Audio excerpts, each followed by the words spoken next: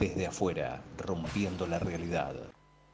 Lo tengo a un gran amigo, que hoy no lo tengo como vicepresidente de ENACOM. Hoy lo tengo como un hombre que entiende de política y de comunicación y de derechos sociales como otros no, y habla con una claridad con la que otros no. Hola Gustavo López, ¿cómo estás, amigo querido? ¿Qué tal, Jorge? Un gusto saludarte. ¿Cómo estás? Como siempre, gracias por atenderme, te lo agradezco de corazón. No, gracias a vos, gracias a vos. Gus, yo decía que me preocupan algunas cosas. Hay un increciendo de la violencia de ambos lados, me parece, en algunas circunstancias, que es preocupante. Digo, hubo una compañera militante que fue amenazada por un hombre de la comitiva de Mauricio Macri. No sé si tuviste oportunidad de ver el video del kiosquero de Tuzangó. Sí, En el cierre del video, su esposa es amenazada, le dicen, sos boleta. Y me preocupan esas cosas. sí. A mí me preocupa mucho eso y me preocupa también la violencia institucional que en este momento ejerce el Poder Judicial. Ujú. A ver, estamos viviendo, la verdad, Jorge, un momento malo de la historia política argentina. Sí. ¿Por qué digo un momento malo de la historia política argentina? Nosotros hemos padecido durante 53 años dictaduras militares. Si uno toma el periodo 1928-1983, un solo gobierno elegido democráticamente por el pueblo terminó el mandato, que fue el primer gobierno de Perón. Digo, a Irigoyen lo derrocaron a los 2 años de haber ganado con casi el 61% de los votos. Después tuvimos un periodo de 12 años de la década infame y gobiernos fraudulentos. Perón terminó su primer mandato, pero lo derrocaron en el segundo con un cruento golpe. Después derrocaron a Frondizi, después derrocaron a Ilia, después derrocaron a Isabel y llegamos a Alfonsín. Y ahí la sociedad argentina hizo un pacto no escrito que fue el nunca más. Nunca más a un golpe, nunca más a la tortura, nunca más a las desapariciones, nunca más a las violaciones a los derechos humanos. Y ese pacto, que digo, es un pacto no firmado, a diferencia del pacto de la Moncloa en España, es un pacto de convivencia democrática, yo creo que lo rompe por primera vez Mauricio Macri, o por lo menos lo resquebraja, y dejó sembrado una serie de bombas cazabobo, de un campo minado, en donde el Poder Judicial ahí juega un rol fundamental, los medios juegan un rol fundamental. Digo, esta violencia que uno ve cuando vos señalás que le dicen a alguien sos boleta, basta con poner el programa de Viviana Canosa todos los días, la generación de odio y de violencia que se gesta en ese y en muchos de los otros programas, nos tiene que hacer reflexionar, porque estamos rompiendo el pacto democrático, el pacto de convivencia. Te puedo Después, preguntar, te puedo sí, preguntar, si no me lo puedes contestar, no me lo contestes. Yo te lo tengo que preguntar porque si no sería demasiado facilista. Y tengo que preguntarte, vos sos vicepresidente de NACOM. ¿No se puede sí. hacer nada con esta gente que genera odio todo el tiempo, desde NACOM, desde la justicia, de algún lugar, digo? Desde el ENACON en algunos casos sí, otros no. Todo lo que tenga que ver con violación de leyes específicas que el ENACON controla, sí.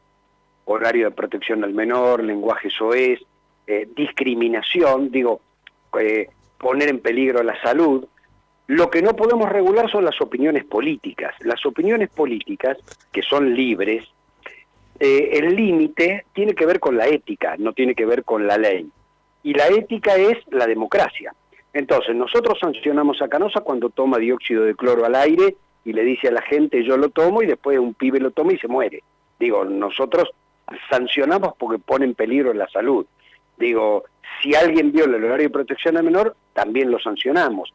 Si ella discrimina o cualquier otra discrimina, como se ha discriminado estereotipando a los feminismos, también se la sanciona. Ahora, cualquier opinión política, lo llama gordo al presidente, con doble R, por decirlo de alguna manera, eso no tiene castigo, es una opinión política. Ahora, si esa opinión política genera violencia, uno lo que hace es llamar a la reflexión.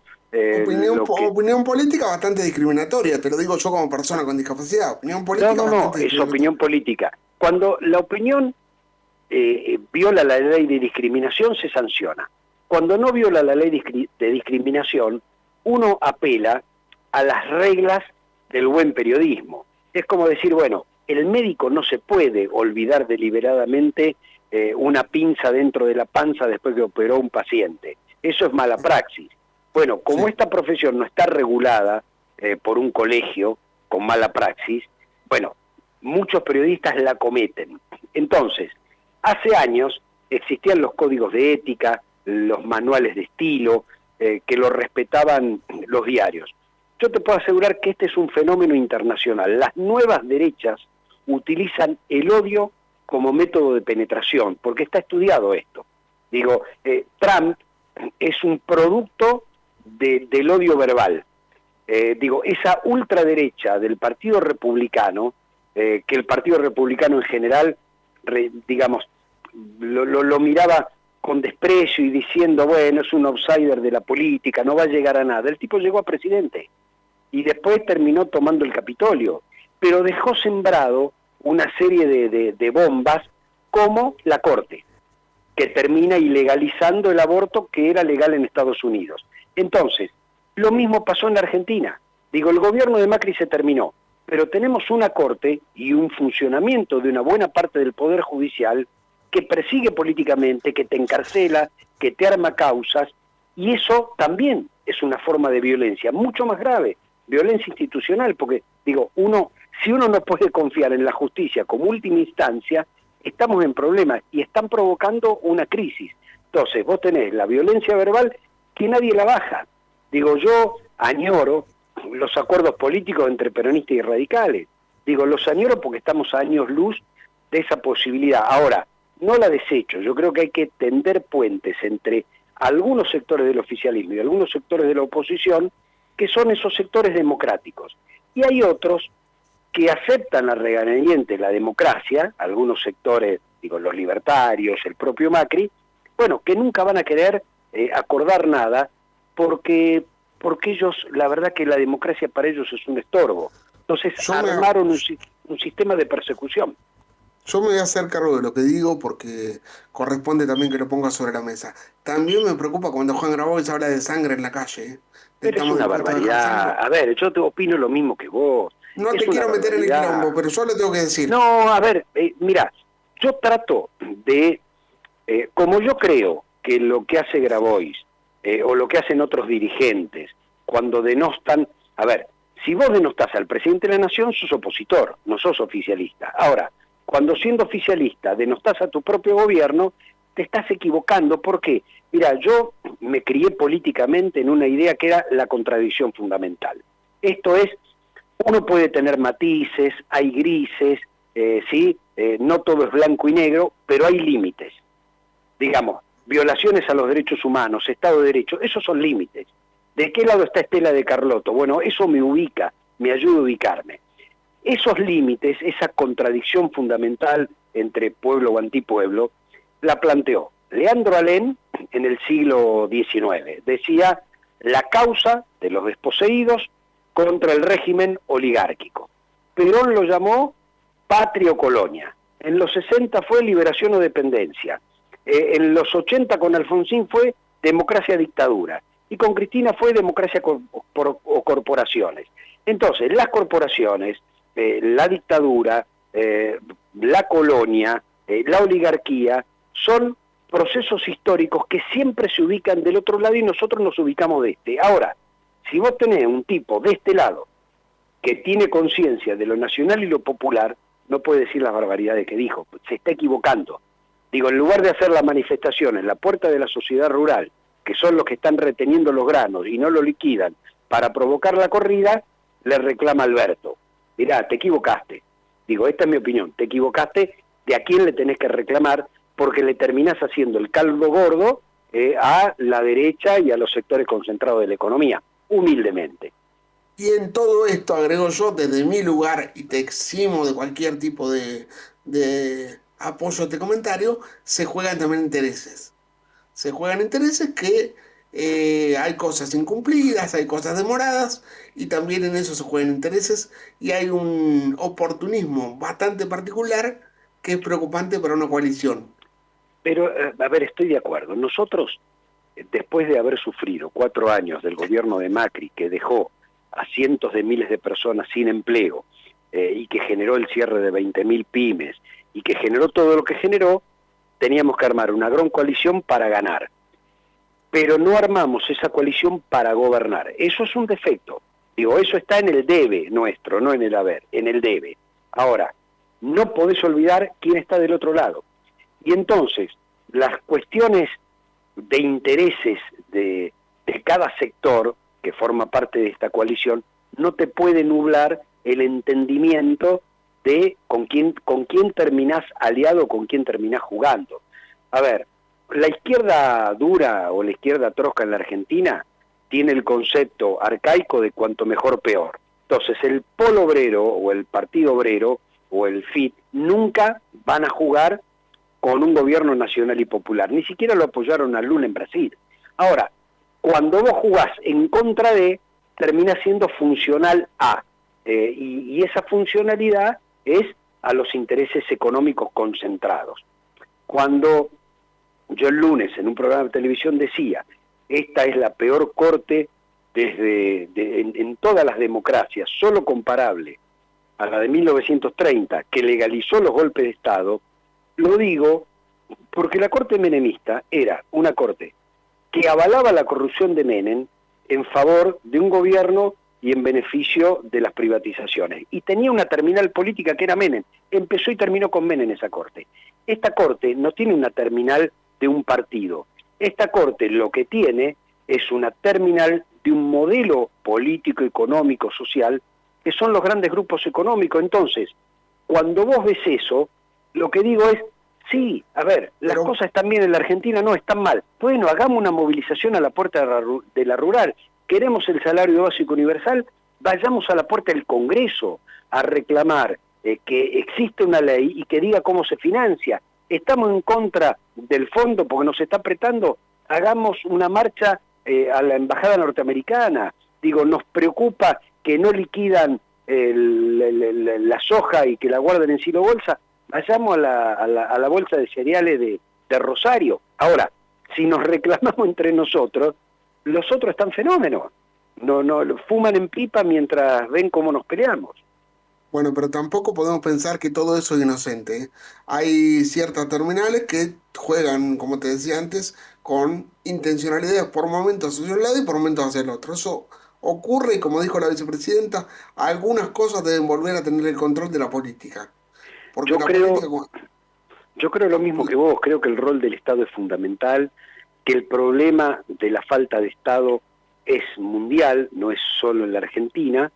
Ahora, nosotros tenemos una concepción de la política. Mira, nos queda 1 año y medio de gobierno. Yo hace un ratito fui a dar una charla a la CTA y decía, bueno, mi convicción personal es, independientemente de lo que otros sectores del gobierno hagan, en el año y medio que me queda a mí, yo voy a hacer todo lo que creo que tengo que hacer desde el punto de vista del pensamiento político que me llevó al lugar a donde estoy. Porque si no habremos fracasado. Lo que no hagamos nosotros no lo hace nadie. Bueno, no, pero ahí te corro por un lado. Vos lo venís haciendo, Gustavo. O sea, no sos un tipo que se corrió de la vereda en la que estaba. Yo te conozco hace muchos años. No. Tengo la suerte de poder considerarte amigo. Espero que no te ofendas por decirlo públicamente. No, al revés. Yo también te considero amigo. No, pero lo que digo es, bueno, ¿sabes qué? Voy por más.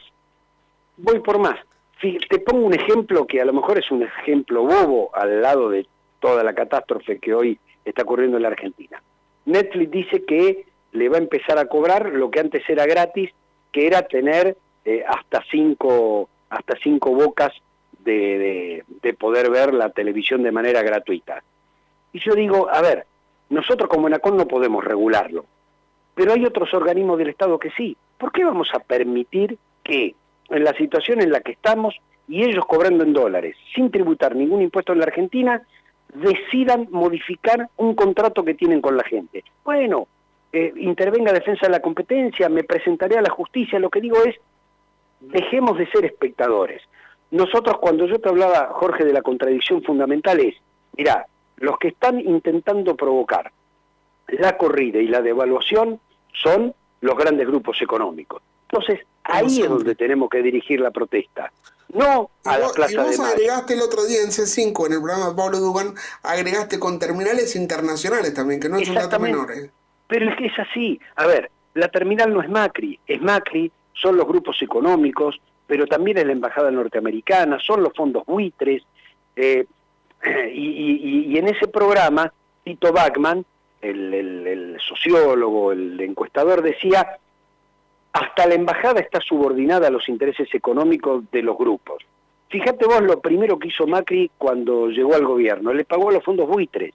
Esos fondos, que debían haber cobrado 2.000 millones de dólares, se llevaron 15.000 millones de dólares. ¿Pero qué le habilitó eso a Macri? El endeudamiento. ¿Y qué nos dejó Macri? 150.000 millones de dólares de deuda externa. Entonces son parte del mismo esquema. Y esos 150.000 millones de dólares de deuda externa provoca esta catástrofe que hoy estamos viviendo. Esta catástrofe, fíjate, hay cerca de 26 millones de toneladas de cereales que no están liquidando. Estos son 14.000 millones de dólares aproximadamente, que con eso no tendríamos ningún problema. ¿Por qué no la liquidan? Porque el dólar está a 129 y quieren que se vaya a 200. Es decir, una devaluación brutal, y hablo del dólar oficial. Para hacer eso presionan sobre el dólar en negro o paralelo. La pregunta es, ¿sobre quién hay que presionar? ¿Sobre el gobierno o sobre los especuladores? Es ahí donde no tenemos que confundir. Y los especuladores lo saben bien, porque son todos parte del mismo esquema. Esto es, los medios, el poder económico, el macrismo y un sector del poder judicial. Así que y algún dirigente nuestro que estuvo hasta hace poco es discutible también, ¿eh? Yo creo que sí. Es discutible también, ¿eh? Que haya dos miembros de la forma en la que se comportaron no es racional. Se firmó un acuerdo que nadie sabe exactamente por qué se firmó con las condiciones que se firmó. De repente el Ministerio de Economía estaba vacío. Vos y yo la conocemos bastante a Silvina Bataki, si no me equivoco. Y sabemos del don de gente y de lo laburante que es Silvina. Absolutamente. Bueno, agarró una brasa caliente que nadie quería agarrar. Ahora, tomémonos 5 minutos de reflexión. No perdamos de vista para qué vinimos, hacia dónde tenemos que ir, qué intereses tenemos que defender, para no equivocarnos en los discursos, unir fuerzas. Todavía tenemos tiempo de hacer muchas cosas, y lo único que no podemos hacer es no dar las peleas. Tenemos que dar todas las peleas que haya que dar. Después se puede ganar o se puede perder. Ahora, la única pelea que se pierde es la que no se da. Para mí no hay mejor manera de cerrar que esta. Decime si hay algo que me haya faltado preguntarte o darte la posibilidad de que expreses. No, me parece que, como siempre en tu programa, uno puede expresar todo lo que piensa y todo lo que siente. Hoy te voy a decir algo públicamente que hace mucho que no te digo, porque hemos charlado, pero no hemos hablado de esto. Hace falta personas con tu don de gente, no solamente en la política, sino en lo humano. Nos estamos alejando de las raíces, y no solo del peronismo, y lo digo yo siendo peronista ortodoxo, como sabes que soy, sino también del radicalismo al que vos representás en muchas ocasiones. Ese radicalismo y ese peronismo son nuestra mejor y única opción, me parece a mí. Te agradezco de corazón y te mando un abrazo grande.